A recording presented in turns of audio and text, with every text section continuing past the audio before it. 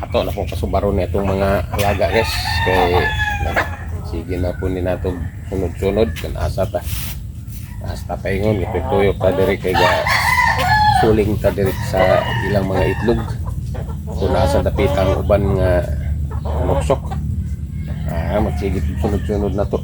Asa ta namita tas mga itlog nila.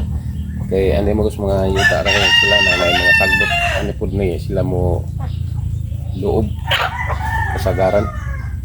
Ato pang gisusi kita na prato asang ubang mga itlog pero sayon ra man noon kay dili magkaingong agkang mga makasalikod nila nga dili nakita anday na ta itlog kay sagaran pud natong mga itlog to dito sa ilang kubo ra natong gi pagay sa ilang kamalig diri sa yuta diri sa gawas di man kayo muulan na sila labi nagmagulan-ulan.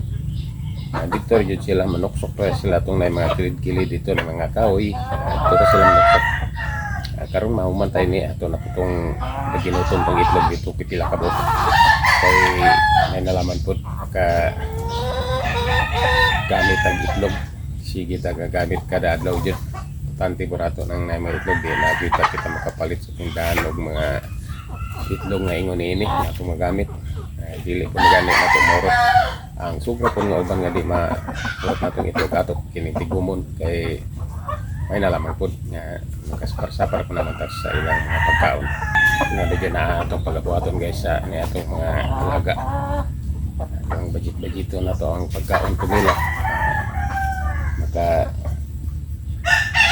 itlog po sila perni dili po natin yung paniwangon na to itong manok kay ato ba yung gilantaw sige ang ilang mga kalawasan importante dyan ato yung i-check sige ang ilang mga kalawasan kada simana nato sila i-check kung okay na bang ilang malawas wala ba sila mangniwang kaya ato man sila maobserbahan kung hindi sila makatagog itlog timailan nga miniwang sila kung siguro kulang sa ilang kaon yan na nato pag-obserbar nato sa mga manok nato karon atong kuwaon sa ilang mga pagkaon kay tuma dito sa pikas nato gibutang ibilin sa nato dito kay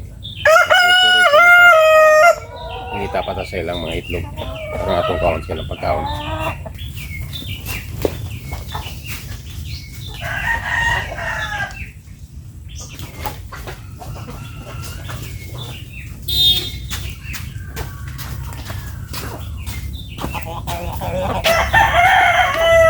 guys, ito na matagal